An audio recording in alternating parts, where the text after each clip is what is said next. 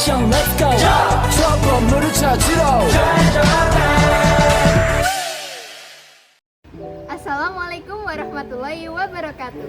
Halo, perkenalkan nama saya Della Putri Indasari dengan nomor NIM 230810201141. Saya berasal dari daerah Mojokerto. Assalamualaikum warahmatullahi wabarakatuh. Selamat pagi, selamat mitra semua. Kenalkan, nama saya Alif bin Ghani Muhafa dengan NIM 2308102011137. Saya berasal dari Kabupaten Bandung. Halo, perkenalkan nama saya Niki Kurnia Ramadhani, NIM 230810201085. Asal saya dari Jember.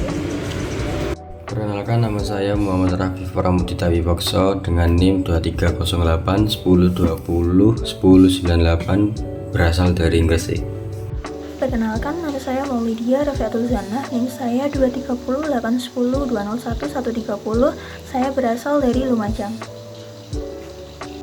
Perkenalkan, nama saya Dwi Nisina Zamza Firdaus dengan NIM 230810201135, asal daerah saya dari Kota Pasuruan.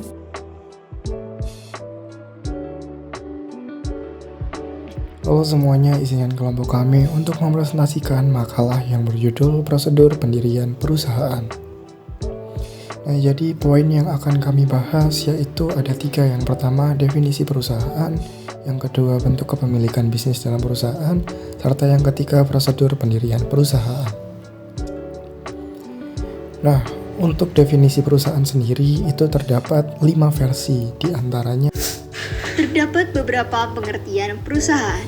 Yang pertama, menurut Profesor Mr. WLPA Molengraf dan R. Sukardono, perusahaan adalah keseluruhan perbuatan yang dilakukan secara terus-menerus bertindak keluar untuk memperoleh penghasilan dengan cara memperdagangkan atau menyerahkan barang atau mengadakan perjanjian perdagangan.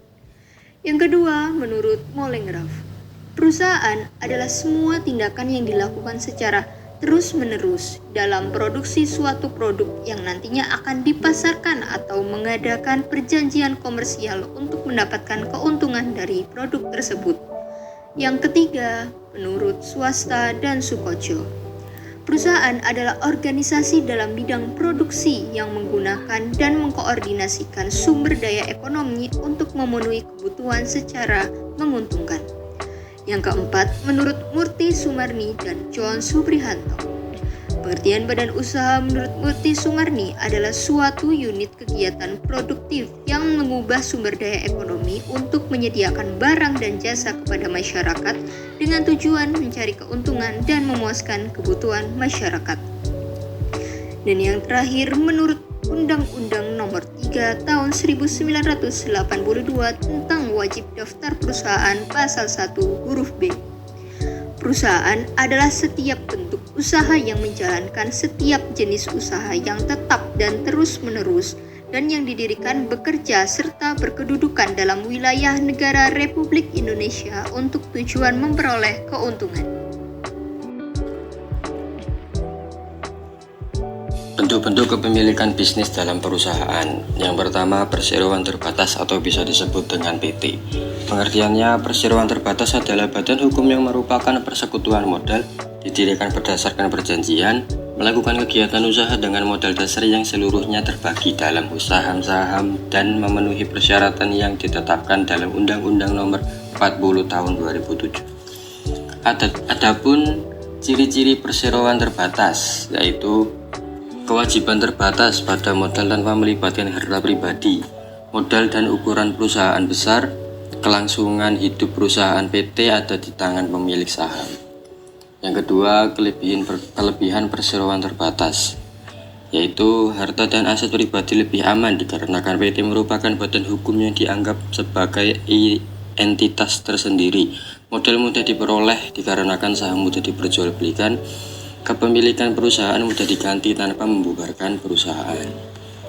Dan yang ketiga, kekurangan perseroan terbatas. Butuh biaya besar dan pengoordinasinya lebih rumit, biaya pembentukan badan usaha relatif besar, Dan rahasia perusahaan kurang terjaga karena segala aktivitas perusahaan harus dilaporkan kepada pemegang saham.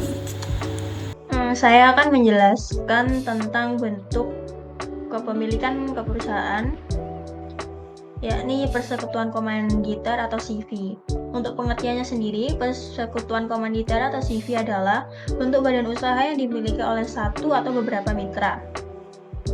Mitra tersebut meliputi mitra terbatas atau persero pasif dan mitra komplementer atau persero aktif. Lalu ada ciri-ciri perseroan komanditer. Yang pertama, sulit untuk menarik modal yang telah disetor. Yang kedua, modal besar karena didirikan banyak pihak. Yang ketiga, mudah mendapatkan kredit pinjaman. Lalu ada kelebihan perseroan komanditer. Keunggulan yang pertama yakni mudah diatur. Yang kedua, modal lebih banyak dapat diperoleh dengan melibatkan sekutu komanditer. Yang ketiga, kredit dapat diperoleh dengan mudah dari kreditur. Lalu kekurangan dari perseroan komanditer. Yang pertama, kemungkinan terjadinya perselisihan antar anggota dalam persekutuan cukup besar.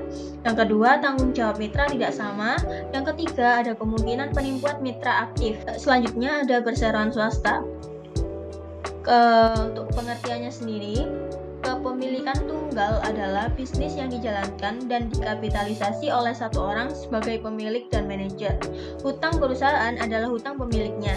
Dengan demikian, seluruh kekayaan pemilik dijamin oleh perusahaan. Ciri-ciri dari perseroan swasta yang pertama yakni relatif mudah didirikan dan juga dibubarkan. Yang kedua, tanggung jawab tidak terbatas dan bisa melibatkan harta pribadi. Yang ketiga, tidak ada pajak, yang ada adalah pungutan dan retribusi. Lalu kelebihan perseroan swasta. Yang pertama, keuntungan ini menjadi milik dari orang tersebut. Yang kedua, mudah dikonfigurasi. Yang ketiga, tidak perlu berbadan hukum. Lalu kekurangan dari perseroan swasta. Yang pertama, harta pribadi sulit dibedakan dengan harta perusahaan. Yang kedua, perusahaan mengalami kesulitan dalam pengembangan karena kurangnya ide. Yang ketiga, pengelolaan tergantung pada kemampuan pemilik. Selanjutnya kita akan bahas untuk poin yang ketiga, yaitu prosedur pendirian perusahaan. Dalam mendirikan sebuah perusahaan, apalagi yang memiliki badan hukum, tentunya kita memiliki persyaratan dan juga prosedur yang harus dipenuhi sebagai seorang pengusaha. Yang pertama, saya akan bahas dari perseroan terbatas atau PT. Di sini ada 5 tahapan yang harus dilakukan oleh seorang pemilik usaha perseroan terbatas. Yang pertama adalah melakukan persiapan. Persiapan ini meliputi konsultasi, pengisian formulir, dan pengisian surat kuasa. Konsultasi ini biasanya dilakukan dengan konsultan bisnis atau rekan bisnis yang ahli dalam bidangnya. Hal tersebut bertujuan untuk mengetahui ruang lingkup perusahaan, biaya administrasi, dan juga pembayaran. Nah, setelah semua langkah persiapan sudah dipenuhi, kita bisa melanjutkan untuk langkah yang kedua, yaitu mengajukan akta usaha kepada notaris. Dalam proses ini ada beberapa persyaratan yang harus dipenuhi dan ditujukan kepada notaris oleh seorang pengusaha. Yang pertama adalah nama penghadap. Kemudian ada alamat penghadap, nama perusahaan, alamat perusahaan, maksud dan tujuan perusahaan, modal yang digunakan, pengurus persero, surat-surat saham, buku daftar saham, kepemilikan saham, kekuasaan direksi, hak suara, keuntungan, dan likuidasi. Setelah sudah memiliki akta usaha, langkah ketiga yang bisa kita lakukan adalah mendaftarkan ke Dinas Perekonomian. Untuk mendapatkan izin tempat usaha, pengusaha harus mengajukan permohonan tertulis kepada wali kota dengan menggunakan formulir yang disediakan, dengan melampirkan keputusan pendirian, peta atau foto lokasi usaha, dan pendapat tentang ada atau tidaknya keberatan suatu usaha yang dilontarkan dari pemilik rumah atau tanah dari para tetangga yang bertetangga. Prosedur yang keempat adalah mendaftarkan ke Kanwil Perindustrian sesuai dengan SK 254-MSK-1980 yang dikeluarkan tanggal 20 Juli 1980. Ketetapan izin usaha sudah termasuk gudang, bahan baku, dan juga bahan jadi. Untuk memiliki izin usahanya, pemohon harus mengajukan surat permohonan izin usaha dengan menggunakan formulir yang tersedia dan juga melampirkan beberapa berkas seperti akte pendirian perusahaan, tanda izin tempat usaha, keterangan adat istiadat baik dari RT, RK, dan juga camat setempat, dan juga daftar alat-alat yang digunakan. Nah, untuk prosedur yang kelima atau terakhir yaitu mendaftarkan ke Kanwil Perdagangan. Untuk prosedur kelima berlaku jika perusahaan perseorangan terbatas bergerak dalam bidang perdagangan. Maka permohonan izin usaha dagangnya pada Kanwil Perdagangan di wilayah perusahaan tersebut didirikan. Untuk memiliki izin usahanya, pengusaha harus mengajukan surat permohonan izin usaha dengan menggunakan formulir yang tersedia atau yang sudah disediakan dan juga melampirkan beberapa dokumen. Nah, jika seorang akan mendirikan perseroan terbatas ini, maka pemohon itu harus mengajukan permohonan pengesahan kepada Menteri Kehakiman, yang kemudian Menteri Kehakiman ini memberikan kebenaran atas pendirian perseroan terbatas tersebut. Yang kedua, saya akan membahas tentang persekutuan komanditer. Di sini ada 5 tahap yang harus dilakukan oleh pemilik usaha persekutuan komanditer. Yang pertama adalah melakukan persiapan.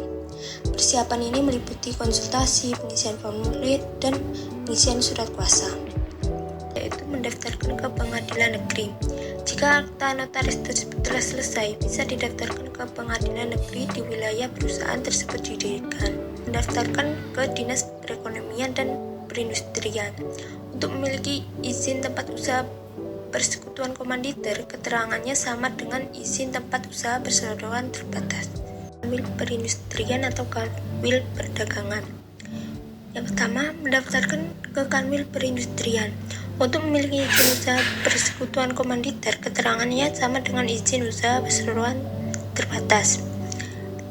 Mendaftarkan ke Kanwil Perdagangan. Untuk memiliki izin usaha dagang persekutuan komanditer, keterangannya sama dengan izin usaha dagang perseroan terbatas.